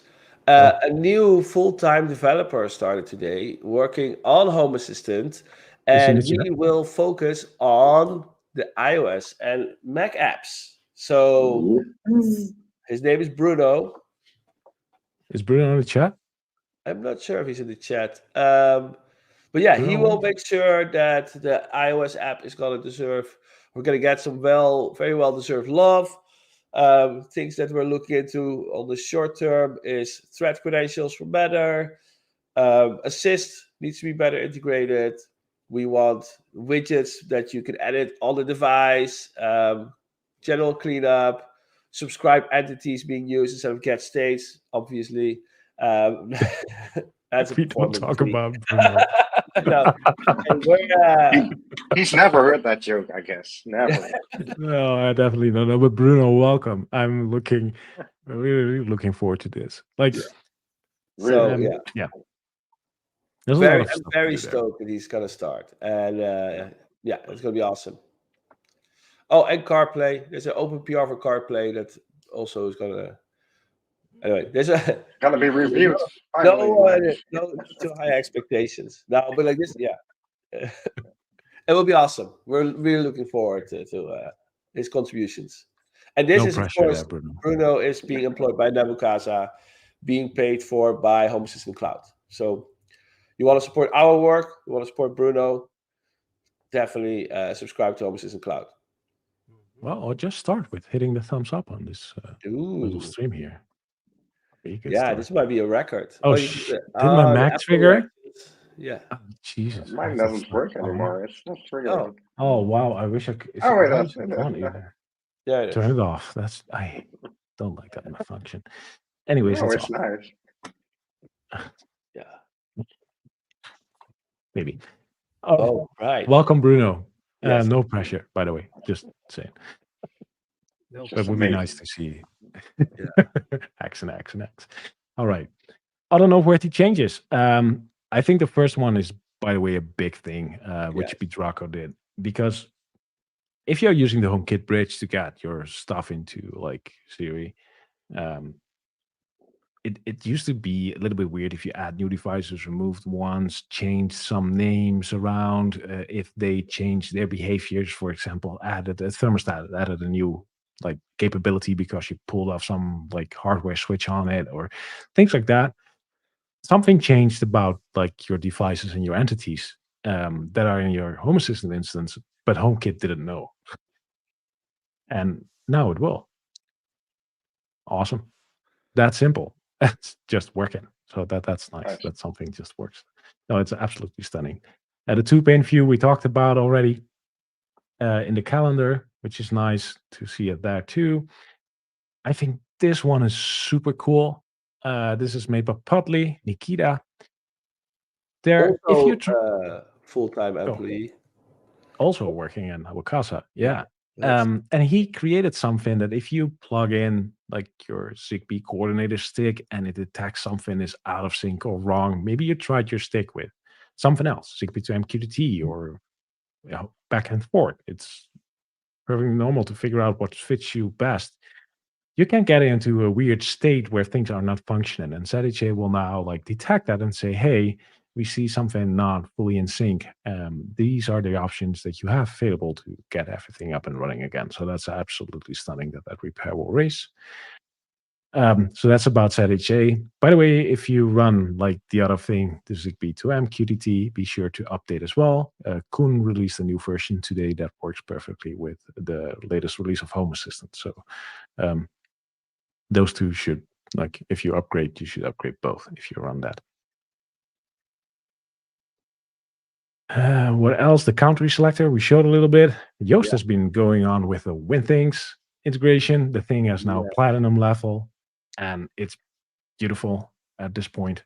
It truly is. So thank you, Joost. What else? What's really cool? Fitbit, I think, is cool. That one has been lingering around for a long time. Now, finally made it into the UI. Alan Porter wasn't busy enough with all the to do stuff already, so he found time to even like modernize this integration fully. I'm not sure how you do it, Alan. This was just like you had like one productive month, that's for sure. Thank you.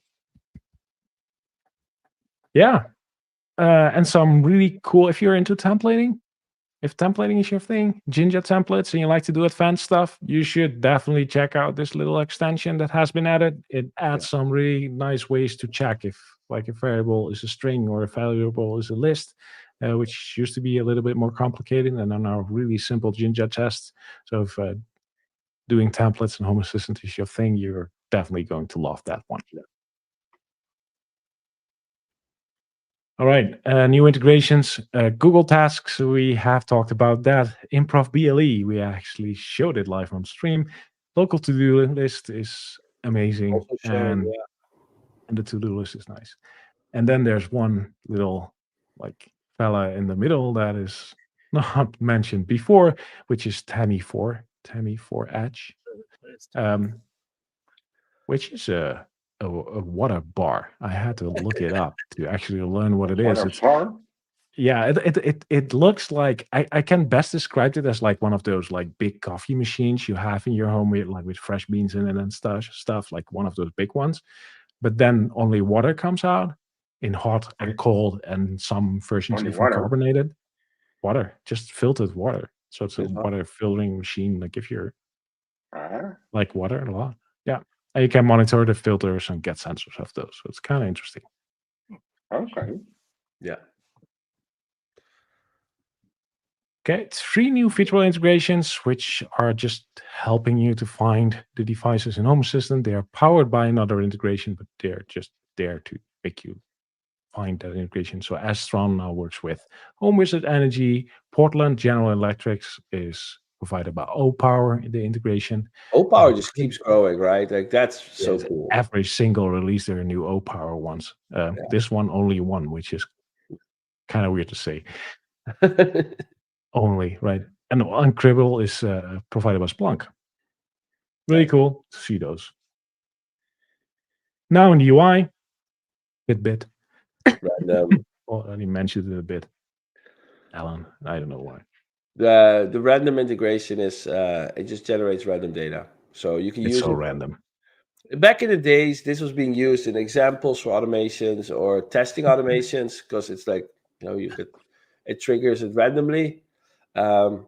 It's not the most useful one, but yeah, to each their own. If you can use it, then here you go. Yeah. Joost actually reached out to me. He's like, I'm implementing like the UI for random. And I was like, why? Why? No, Joost, thank you so much for doing that. He keeps on trucking on. That's so cool. But still, like, I like it. Somebody probably has a use case for random. He picked a random task. Picked a random task on the to-do list. Oh, the chore, random chore. Right. Yeah. Like, who's yes. which chore from the to-do list is assigned to you today? Why not? Yeah. Okay. We have use cases. Thank you. Found them. Lastly, if you want to join the community, do it. We have a great forum, nice Discord chat. If you have issues, we have an issue tracker to dump them. And you want to sign up. Yeah. We got the new banner going. Nice. Yeah. Wow. Oh, that looks beautiful. Love it. Well, let's talk about the less nice thing then, the last thing, which is the breaking changes, as always. The demo component. Be sure to read them. Like, everybody's using demo. Be sure that like, nobody's using demo, but we're at least telling it always, like, breaking changes should be there. So if you use the demo integration, which I do, by the way, to make screenshots for the release notes, then you need to change this. Otherwise, things will break. Yeah, it's small stuff in here. It really isn't big, actually, to be honest. It's like device class changing or some attributes moving to their own sensors, which is absolutely good, I think. Yeah. So, yeah. Right. Z-Wave there, it's like every time we update the API version, we have to mention it because technically it's a breaking change. If you set up Z-Wave through the UI and the add-on is automatically installed for you, or you have no idea what an add-on is, then we also did it. Great. We automatically keep it up to date for you. You don't have to do anything. Yeah. We've actually been exploring a way to like make this less breaking and to put this into the UI. If this happens, it will inform you, but that's not there yet. So at this point, if you're not using the built-in like automatically setup system and you run your Docker container or use the community version of the add-on or things like that, then you have to make sure you upgrade yourself. Yeah, maybe it's worth noting that we're experimenting a bit with having a beta version of the add-on for Matter and Z-Wave. We tried it last release with Matter. We had actually a beta add-on because Matter is beta, but we had a beta add-on. And you could like launch the add-on in beta stage, which would run the beta while Home Assistant was in the beta stage. And you could like turn it back to the stable version. And we're probably going to do the same with Z-Wave. Yeah. Because we have like some days in the release cycle that we want to test out the new server version, in this case for Z-Wave, for example. And then when the Home Assistant release drops, you can like more cleanly move over. Yeah. So yeah. But normally, this is handled for you. Last but not least in this list, we have to say goodbye to a couple of integrations. One of the first one is 8 Sleep. The sleep time is over. That's apparently there's the API has changed. It's no longer available to any third party for us, so it's unusable at this point. So it has been removed. The API that we used was already an old version, but that got shut down now too. Then IMAP email content has been removed. Users have been able to migrate to the IMAP integration for the same functionality. They have been guided and helped with that for the past 6 months, so no biggie there. And Shifter has been removed because they closed their whole platform. It's Yeah. simply non-existing anymore. So it's goodbye. So yeah, Boom. that's 2 hours. We just talking about features. Jesus. Yeah, Well, I'm yeah. happy this was a short release cycle. Then in that case, Yeah, God. that's, it's always interesting. We see that we see an uptick in activity around like October when it starts getting darker. People start going inside. Winter time is coming. So yeah, it's gonna be cool the next few months. I expect a lot of great contributions. One other thing I guess we should talk about, like there's been a ton of people in our community complaining about MyQ. MyQ is Oh, they have made the decision that they don't like users to use their own products if unless MyQ signs off on how it's used. So you can use the MyQ app. You can use one of their trusted partners. They actually published this blog post to make it really clear that you thought you own a product. Not so much. They own it. Let me just oh yeah. yeah. So they I've made heard of this them. this product, and they of course it is to improve your experience that you now have to use the MyQ app. At least they didn't use the word security. I mean, but Oh, yeah, that's it's true. yeah. So we've been To like improve the experience, everybody was using a third-party app in the first place. But that's like, oh God. yeah. So it is very sad that this happened. We've reached out to them like, okay, how can we become a partner? We haven't heard back. So Oh, it's also not cool. They clearly know about our existence, but yeah, sadly that was not enough, I guess. but they write in this piece that you should reach out then, right? Yeah. No, Don't they? yeah. So we will reach out again, I guess. Okay. But there is a solution actually that's called Red GDO. It will actually, compared Oh, to other garage door openers, this one is specifically made for Chamberlain, LiftMaster, their brands of products. And what it does is that it can actually open your garage door, but it also does the other stuff. It can control your lights. It is powered by ESP Home. It's local. You don't have to use the MyQ app. You don't have to use any of their trusted partners. You can just still use Home Assistant to do whatever you want. So it's super cheap to basically set your garage door opener free. So if you haven't seen it yet, definitely, and you're impacted by the MyQ decisions to hurt their users, this is how you can get out of it. But if you are going to buy a garage door opener, don't buy this brand, right? Like buy a brand that either works locally, just makes it easy to install, like local interactions with it, whatever. Like this is the kind of behavior that should not be rewarded. So if you have an existing one, Red GDO can help you out of there. If you don't have an existing Chamberlain, LiftMaster, whatever brand, don't invest in it. can you share that link for people yeah. so they know where to get that one? Like that would be nice. Yes. Like he sells them, right? Like Oh, boards shit. and such. I That's opened nice. DevTools. Yeah, he sells the ready-made soldering. Like you don't have to solder That's anything. good. So And ESP Home, right? That's what you said. So yes, that's also it's good. ESP Home. Like ESP Home is just amazing. I love it. Yes, and using Improv, by the way, web installer. I mean, it's like made. It's clearly a community project, right? Like it uses all our tools to do great distribution. So Good. yeah. All right. I think that's it, right? Like it's 2 hours. I'm out of things. I don't even have things. Like this this has been quite a ride. It has been quite a ride. I guess last thing I want to just these are the M5 stack Atom Ego. They can be turned into voice assistants using wake words. They should be back in stock. They should be back in stock. They we talked to M5 stack. They had another half the stock is in Marcel's room apparently. But if you go to M5 stack, they have figured it out. They have more coming, and that should be great. So yeah, I want to thank everybody for their contributions. I hope everybody enjoys the super release. I want to thank Frank, Marlena, Marcel for Oh, sorry. Be on the stream. If you support us, thank you so much. If you don't support us yet, please subscribe to Home Assistant Cloud by Nabucasa to help support the development, make us give you more awesome stuff. And then I guess we'll see everybody next month.